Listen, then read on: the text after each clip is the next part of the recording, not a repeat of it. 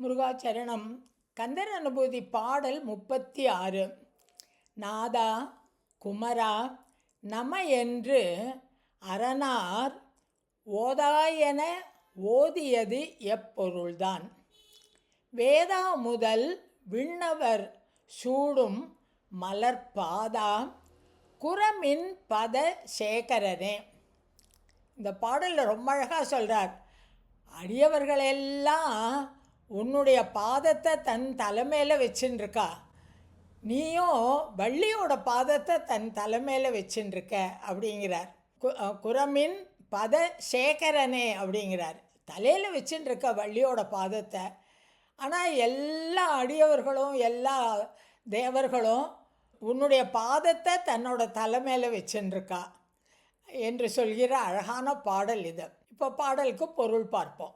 நாதா குமரா நம என்று அரணார் ஓதாய் என ஓதியது. அரணார், அரன்னா சிவன். சிவன் முருகனை பார்த்து கூப்பிடுறார். நாதா என் தலைவனே, குமரா இளைஞனே, நம வணங்குறாராம்.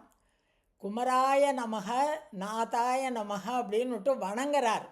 வணங்கி ஓதாய் என எனக்கு சொல்லு, அந்த மெய்ப்பொருள் என்ன, ஓம் என்பதன் பொருள் என்ன என்பதை எனக்கு சொல், எனக்கு ஓதுவாயாக என்று நீ கேட்டவுடன் நீ அவருக்கு சொன்னாய். இங்கே முருகன் சிவனுக்கு உபதேசம் செய்ததை பற்றி சொல்கிறோம். நமக்கு அந்த கதை தெரியும். பிரம்மன் முருகனை மதிக்காமல் கைலாசத்திற்கு சென்றபோது முருகன் அவரை கூப்பிட்டு நீ யார் என்று கேட்க, அவன் நான் வேதத்தின் தலைவன் என்று சொல்ல, வேதம் என்றால் ஓம் என்பதற்கு பொருள் என்ன என்று கேட்டபோது பிரம்மா அதற்கு பொருள் தெரியாமல் விழித்தான். உடனே முருகன் அவன் தலையில் குட்டி அவனை சிறை இருத்தி படைப்பு தொழிலையும் பிரம்மாவுடைய படைப்பு தொழிலையும் தானே செய்து கொண்டிருந்தான். அப்போது சிவபெருமான் பிரம்மனை சிறையில் இருந்து விடுவிப்பதற்காக முருகனிடம் கேட்கிறார், நீ எனக்கு அந்த ஓம் என்பதன் பிரம்மாவை கேட்ட வேதத்தின் உட்பொருளை எனக்கு கூறுவாயாக என்று கேட்டபோது முருகன் சொல்கிறாராம், எப்பேற்பட்ட மந்திரத்தையும் அதுக்கான வழிமுறைப்படி தான் சொல்லணும். அதை ஒரு திருப்புகளை ரொம்ப அழகாக சொல்லுவார். ுடன் ஒரு தொலைவாய் அது அப்படிங்கிற பாட்டில் சொல்லுவார். தக்ஷண செவியில் ஓதி அப்படிம்பார். கீழே உட்காந்து சிஷ்யன் கிழக்க பார்த்து உட்கார்ந்துருக்கிற போது அவனுடைய தெற்கு பார்த்த செவியில் காதுக்குள்ளே உரைத்தன, காதில் உரைத்த மொழியே அப்படின்னு ஒரு திருப்புகளை சொல்லுவார். காதில் சொல்லணும் உபதேசம்னா. மந்திரங்களையெல்லாம் இப்போ சொல்கிறோம் இல்லையா, மைக்கு வச்சு பெரிய கூட்டத்தில் அனௌன்ஸ் பண்ணுறோம், இந்த மந்திரத்தை எல்லாரும் உச்சரியுங்கள் அப்படின்னு சொல்லிட்டோம். மந்திரங்களையெல்லாம் அப்படிலாம் சொல்கிறது இல்லை. மந்திரங்களெல்லாம் குருமுகமாக உபதேசம் வாங்கி கொண்டு, அந்த உபதேசம் வாங்கி கொள்ளும் பொழுது குரு சிஷ்யன் 2 பேர் மாத்திரம்தான், அங்கே வேறு ஒருத்தரும் கிடையாது. பெரிய கூட்டத்தில் மந்திர உபதேசங்கள்லாம் கிடையாது. நம்ம சாஸ்திரப்படி அது வழியும் அல்ல. இப்போ நிறையா அது மாதிரி நடக்கிறது.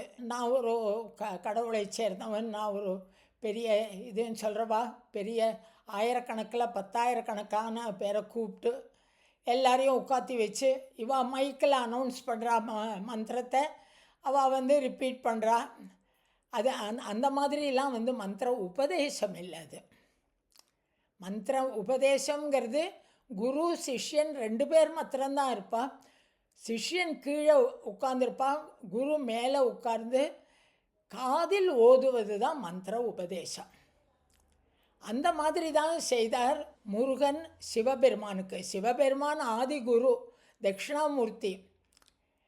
அப்பேற்பட்ட ஆதி குருவுக்கே உபதேசம் செய்யும்போது அந்த ஓம் என்ற மந்திரத்தின் பிரணவத்தின் அர்த்தத்தை சொல்லும்போது ஒரு சிஷ்ய பாவத்தில் தான் சிவன் அதை பெற்றுக்கொள்கிறார். நாதா குமரா நம என்று அரணார் வணங்கி, நம இந்த இடத்துல குமரா முருகா அப்படின்னுட்டு வணங்கி கேட்குறார். அவர் வணங்கி அரணார் ஓதாய் எனக்கு சொல்லு என்று கேட்டபோதும் ஓதியது எப்பொருள்தான்.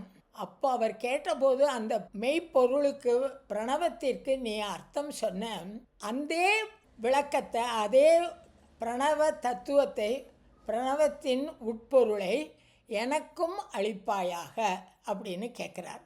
அடுத்தது வரும்போது வேதா முதல் விண்ணவர் சூடு மலர். வேதா அப்படின்னா பிரம்மா. பிரம்மாவிலிருந்து விண்ணவர் தேவர்கள் எல்லோரும் சூடும் மலர் பாதா, அவர்கள் தங்கள் தலையில் அணிந்து கொள்கின்ற அழகிய தாமரை பாதங்களை உடைய முருகனே, நீ குர மின் பத சேகரனே. சேகரன் சிகரம் தலை, குரமின் வள்ளி பிராட்டியின் பாதங்களை தன் தலையில் அணிந்தவனே. இதில் எப்படி இந்த வாழ்வு நிலையாதது என்பதை திரும்ப திரும்ப நிறைய கந்தரனுபூதி பாடல்களில் சொல்கிறாரோ, அதே மாதிரி இந்த வள்ளி பிராட்டியை பற்றியும் நிறைய பாடல்களில் சொல்கிறார். அதுவும் வள்ளி பிராட்டியை பற்றி சொல்கிற போது தானே போய் ஆட்கொண்ட நிலையத்தான் சொல்கிறார். அது தானே போய் ஆட்கொண்ட நிலையை சொல்கிறதுக்கு காரணம், உண்மையான தீவிரமான பக்தி இருந்தால் முருகன் தானே தன்னுடைய பதங்களை தருவான், தன்னுடைய மலர் கழல்களை தருவான். ஏன்னா இந்த அனுபூதி என்பது அனுபூதி நிலையை அடைவதற்கான வேண்டல் தான். அந்த வேண்டலில் எது நம்ம கடைப்பிடிச்சா நமக்கு கிடைக்குமோ, அந்த அனுபூதி நிலை கிடைக்குமோ, அதைத்தான் அருணகிரிநாதர் இங்கே திரும்ப திரும்ப சொல்கிறார். அப்படித்தான் இந்த பாடலில் குரமின் பத சேகரனே அப்படின்னு சொல்கிற போது, வள்ளி பிராட்டியின் பாதங்களை தன் தலையில் அணிந்து கொண்டவனே, அன்புடன் இருக்கின்ற ஜீவாத்மாவை பரமாத்மா தானே ஆட்கொள்ளும் அற்புதமான வள்ளி சன்மார்க்க தத்துவம் தான் இது என்று இந்த பாடலில் எனக்கு ஓம் என்ற உண்மையை உபதேசிப்பாயாக அப்படின்னு கேட்குறார். முருகாச்சரணம்.